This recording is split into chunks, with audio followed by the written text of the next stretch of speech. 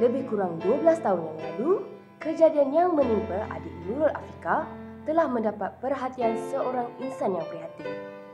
Penderitaan adik Nurul Afika ini menjadi lebih ringan apabila insan ini sanggup mendermakan hati beliau kepadanya. Walaupun tiada apa-apa pertalian dan tidak langsung mengenali antara satu sama lain, mereka bersyukur kerana dipertemukan dalam satu pertemuan yang tidak diduga. Dan inilah kisahnya.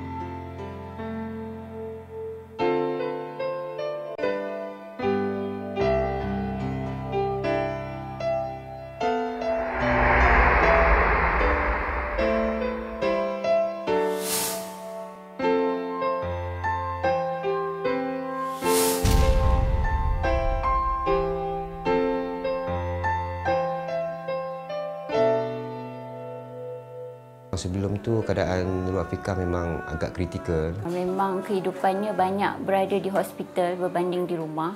Sehingga doktor cakap memang tak ada harapan untuk hidup.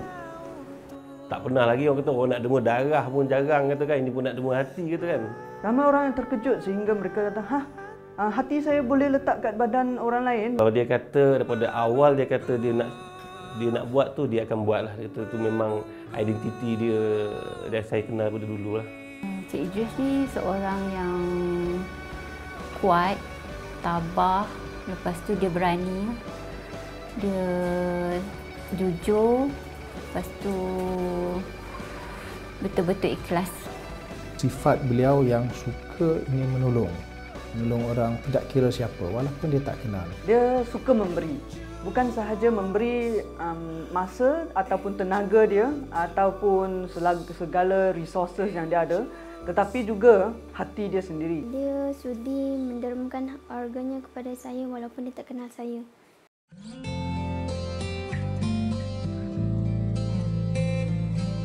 Dia ni satu mempunyai perwatakan yang sentiasa ceria. Periang sekali, dia suka bergurau dengan orang, jumpa dengan orang tua. Ramah, memang dia suka membantu orang, and then yang paling suka dia kelakar lah. Jadi dia dapat memberi apa orang cakap kegembiraan pada orang sekelilingnya lah sebab dia suka buat kelakar kan. Jujur, lepas tu betul-betul ikhlas. Dia tak pernah nampak marah dan sebagainya. Pada awalnya saya melihat beliau ni bila keceriaan itu seperti biasalah seperti orang lain. Tidak pula saya nampak yang sebenarnya keceriaan itu dibawa jauh daripada itu. Dia suka memberi.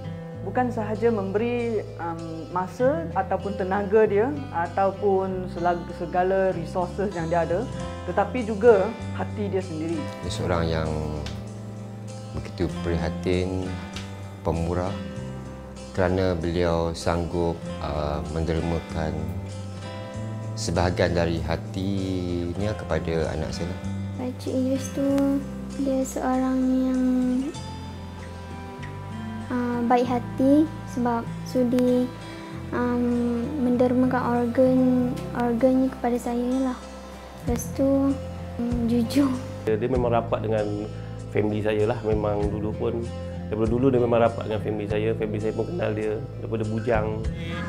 Hari Belia Negara 2012 jadikan hari sesuai dari hari ini, di mana saya sedang buat promosi kempen Dema Organ di perkampungan Belia Gaung Cina di Putrajaya Presin 4.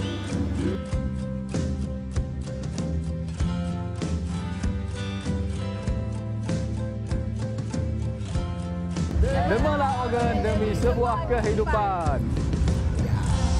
Sebenarnya saya biasa mendema darah. Bila saya mendema darah, satu hari saya mendema darah tu saya bawa isteri saya sekali supaya untuk biasakan isteri saya dengan aktiviti yang saya buatlah. Pergi dekat sekolah kat PJ lah. Bila hati saya tergerak, saya tergerak untuk mendema organ, saya tak langsung saya tersebut. Saya langsung kata bila asyik dema darah ni, satu hari saya nak derma sesuatu yang lain lah. Kat saya masa itulah dia terlintas yang dia nak menderma organ dia. Saya berasa sangat-sangat terharu sebab dia sudi mendermakan organnya kepada saya walaupun dia tak kenal saya. Saya rasa gembira sebab diberi peluang untuk hidup seperti kanak-kanak yang lain.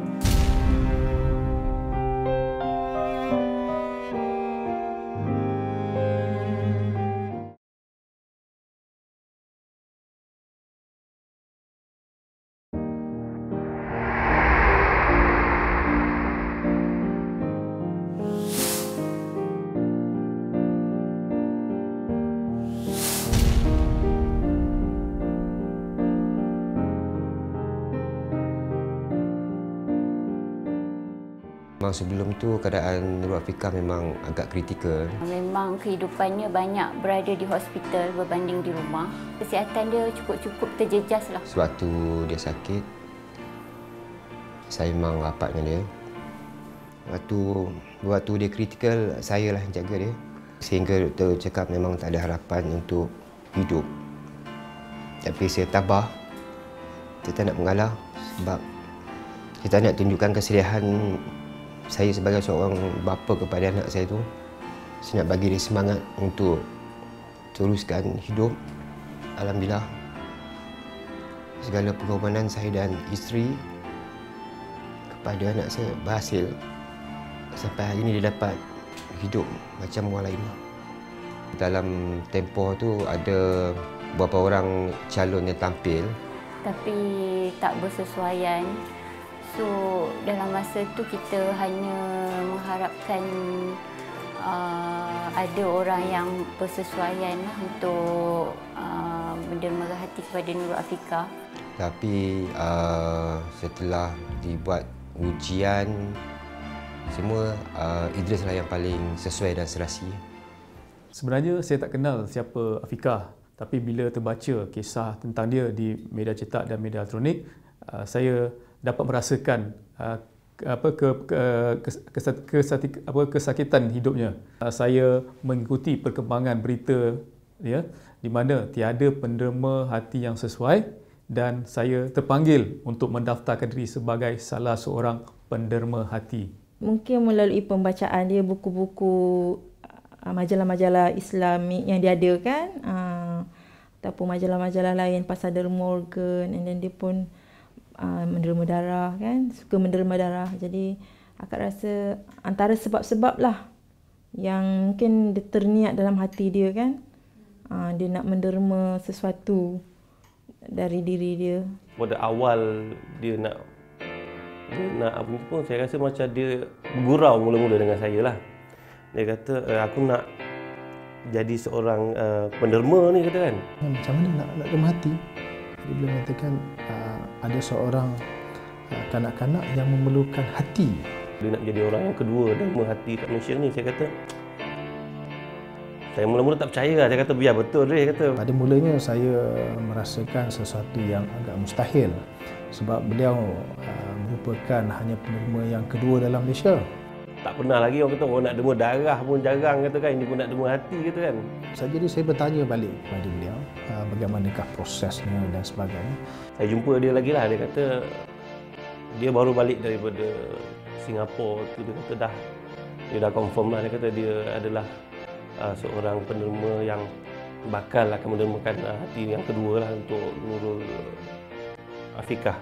Kalau dia kata daripada awal dia kata dia nak buat tu, dia akan buat lah. Kata tu memang identiti dia dan saya kenal daripada dulu lah. Pada permulaannya, saya memberitahu perkara ini kepada ibu saya. Ya, ibu saya, dia macam ibu kita kan, dia memahami apa setiap anak dia. Ya, kalau benda yang baik tu kita buat, dia lebih memahami kan.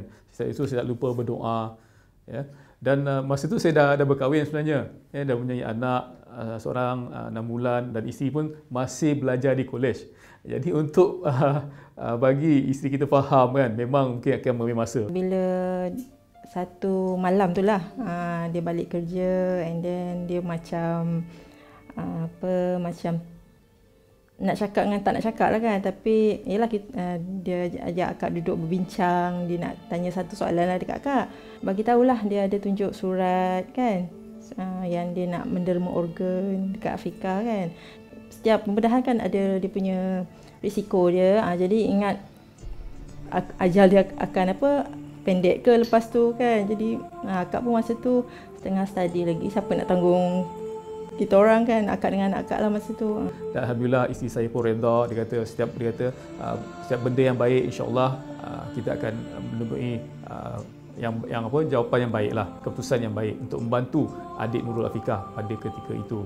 Saya kagum dengan usaha dia selama ni, yang berani tampil, yang betul-betul ikhlas untuk mendermakan sebahagian hati dia, yang kuat dan sama-sama memikul dugaan kita ni.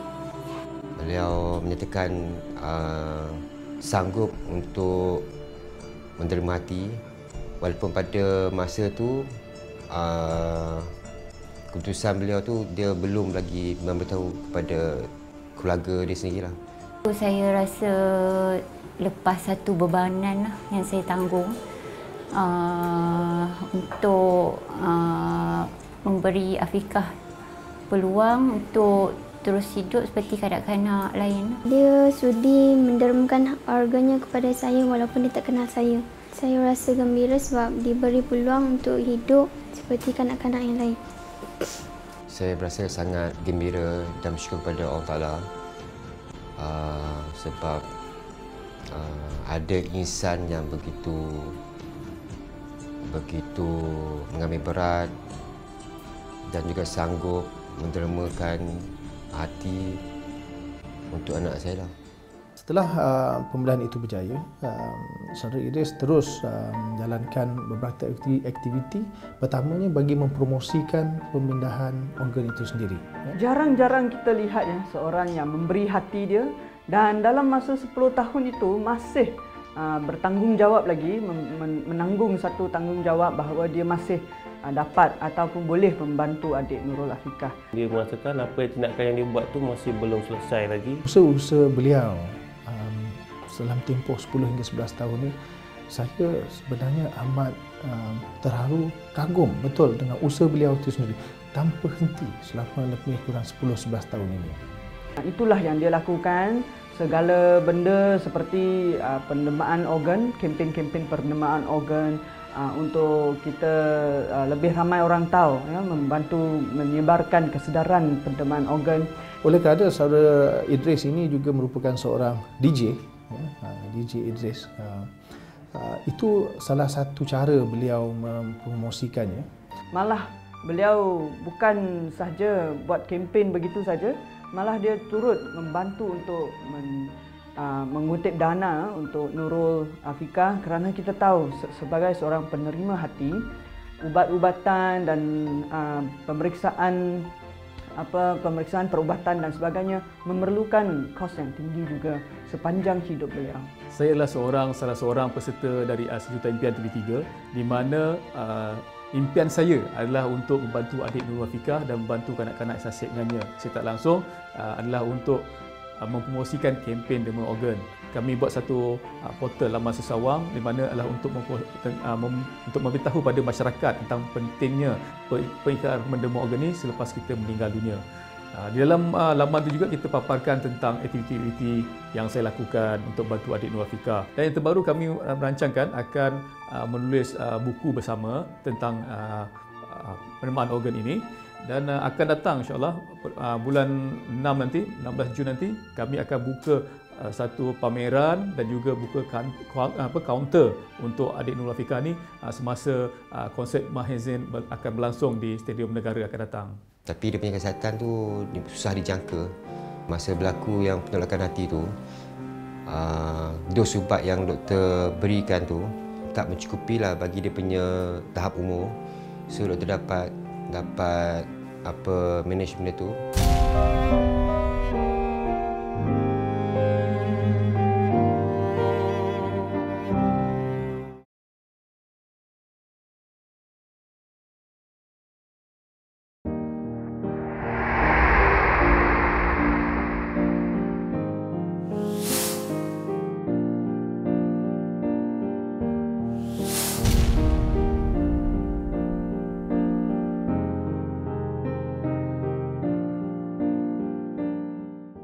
semasa saya diberi peluang untuk melihat dengan mata saya sendiri di hospital ditemani oleh bapa Afika, saya melihat masa tu keadaan dia kanak-kanak umur setahun lebih kan, masa tu mata dia kuning, perut dia membesar, dan pembesaran dia saya terbantut, tulang dia macam tangan dia memang dah kurus sangat, kering sangat kan, kurus sangat, cuma kepala dia besar, perut dia membuncit, mata dia kuning. Memang kita tengok macam tak sampai hati kan. Memang yalah, bagi kanak-kanak ni kan, macam mana dia boleh menanggung penderitaan tu. Sekarang jika dibandingkan dengan dulu, sekarang lebih baik. Kesihatan dia makin baik lah. Lebih sihat lah berbanding dengan dulu. Banyak dia punya perbezaan. Masa berlaku yang penolakan hati tu, dos ubat yang doktor berikan tu kan, kalau ikut memang tak mencukupi lah bagi dia punya tahap umur. So doktor dapat manage benda tu. Sudah bagi ubat lain. Sekarang ni alhamdulillah dia punya perkembangan kesihatan dia makin baik. Okey. Tapi dia punya kesihatan tu susah dijangka. Sebab kalau dia ada contoh macam demam sesama, okey, dia punya akan pengaruhi dia punya keputusan sebab dia kena ambil darah. So bila berlaku macam demam, dia akan efek dia punya keputusan. Tu yang kadang-kadang doktor dia macam agak confused kadang-kadang tu kan.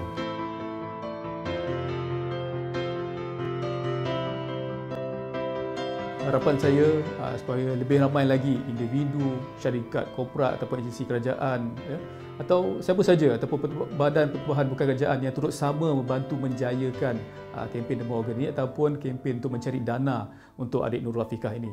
Memang segala usaha yang kita buat tu walaupun tak berbayar kan, kita buat secara sukarela kan, tapi bagi saya adalah satu kepuasan sebenarnya. Bagi kita yang dah biasa dengan kerja-kerja amal, kerja sukarela. Jadi saya menyeru sangat kepada semua pihak yang di luar sana, bantulah adik Nurul Afikah ini untuk meneruskan kehidupannya dan dia memerlukan dana ataupun bantuan perubatan sepanjang hayatnya.